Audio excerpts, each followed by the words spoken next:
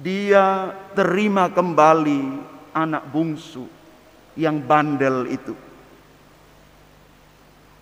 yang mungkin agak kasar kita mengatakan anak kurang ajar. Tetapi dia juga mengasihi si sulung. Maka tidak heran dua anak ini sama mendapat warisan.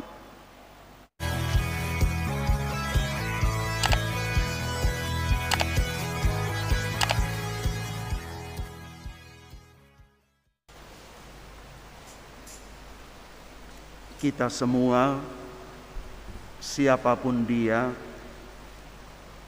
pasti punya dosa, termasuk saya. Tergantung besar atau kecil,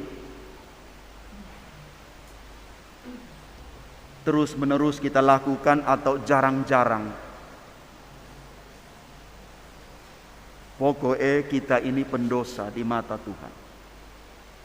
Maka Santo Paulus di dalam suratnya Roma bab 3 ayat 23, Paulus mengatakan begini: kita semua adalah orang-orang berdosa yang telah kehilangan kemuliaan Allah.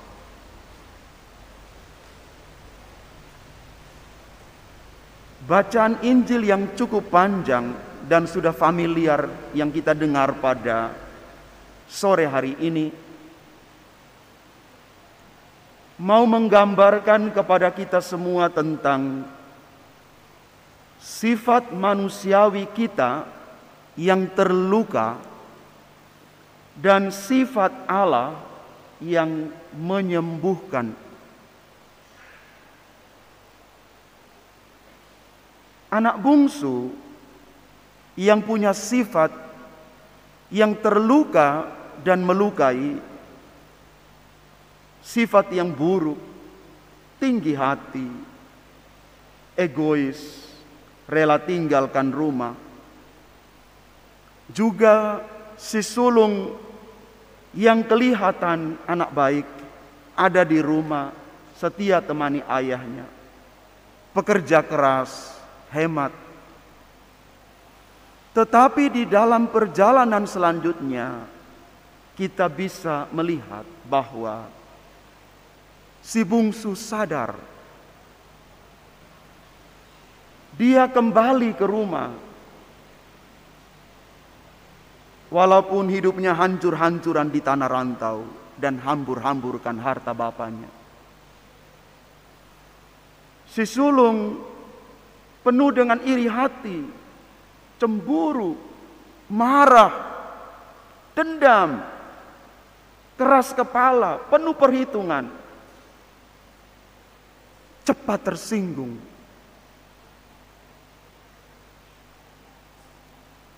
Maka dalam refleksi saya berpikir begini dan merenung sejenak. Dua anak ini, baik sulung maupun bungsu, sama-sama hilang. Dua-duanya hilang. Yang sulung ada di rumah, tetapi hatinya di luar rumah.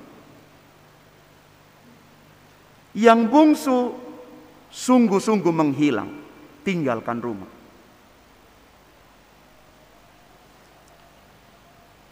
Dua gambaran anak ini menjadi gambaran kita juga.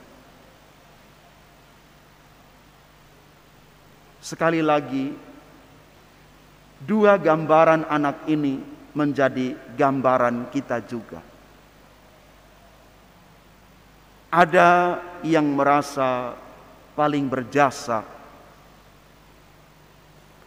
ada yang merasa paling saleh, dan dia merasa berhak atas semua warisan orang tuanya. Lalu ada yang merasa memang nanti dapat 25% saja, karena 75% kepada yang sulung. Itu terjadi. Maka mari kita lihat Bapa yang penuh dengan belas kasih ini. Dia terima kembali anak bungsu yang bandel itu.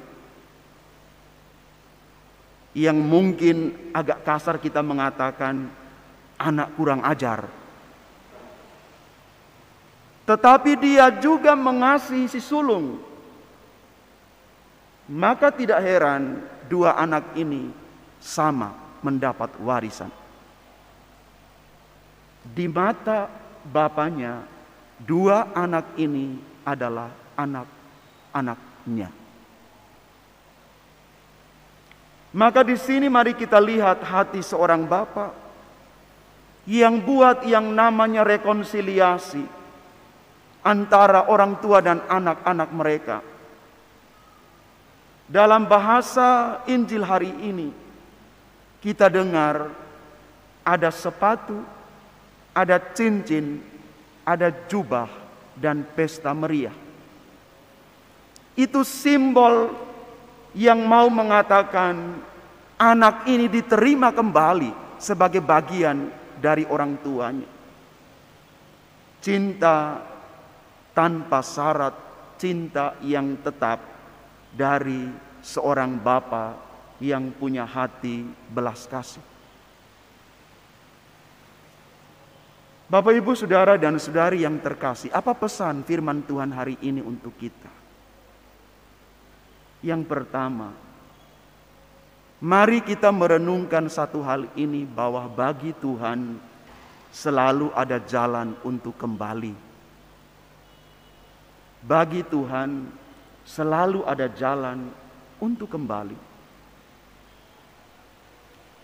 Dan tempat yang teraman, paling nyaman untuk kembali adalah kembali ke pelukan kasih Bapa.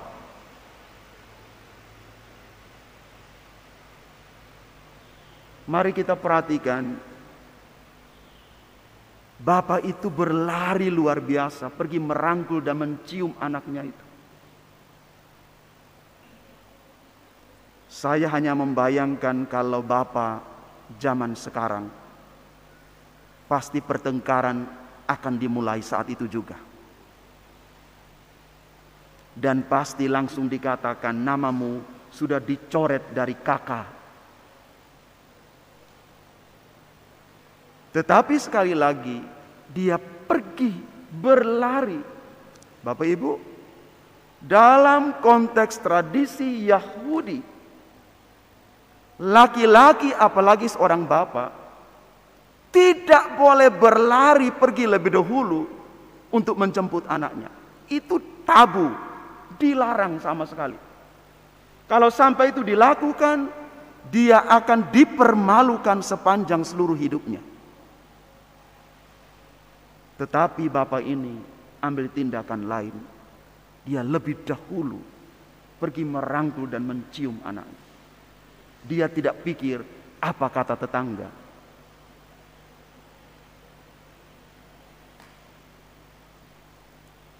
Bagi Allah ada jalan untuk kembali.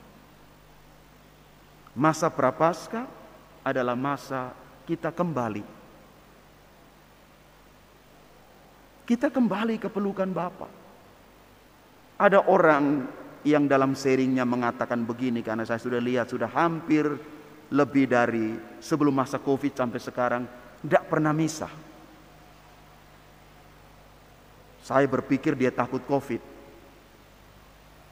Maka dalam refleksi saya katakan begini, kalau Covid punya mulut, pasti dia akan protes dan marah. Dikit-dikit Covid dipersalahkan. Lawang yang malas sendiri kok aku dipersalah, no. Yes, hati-hati. Jangan persalahkan Mas Covid, karena dia tidak punya mulut untuk berbicara.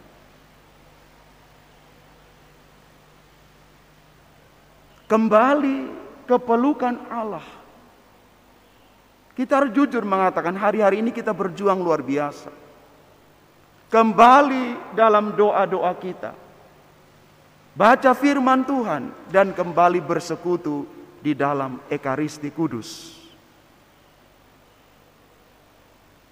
Sekali lagi, mari kembali ke pelukan Bapa. Dan yang terakhir, para Bapak yang hadir di sini maupun yang di rumah, mari kita merenung bersama hari ini, termasuk para ibu. Kebetulan Injil hanya untuk para Bapak hari ini. Coba kita merenung-renung.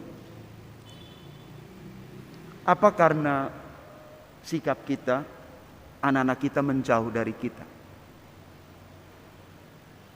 Juga anak-anak yang hadir di sini, yang kesempatan ini ikut misa.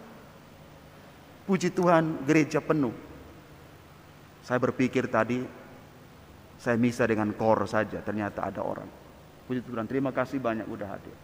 Anak-anak yang hadir di sini. Apa jadi anak bungsu atau anak sulung? Anak-anak terlalu banyak menuntut kadang-kadang. Tuntutan banyak sekali. Mari kita bersama merenung. Tangan kita dan hati kita masih terbuka tidak untuk pengampunan dan belas kasih? Sekali lagi Bapak Ibu yang terkasih, banyak anak-anak sekarang terlukai dan dilukai oleh orang tua. Sekali lagi saya mau katakan ini.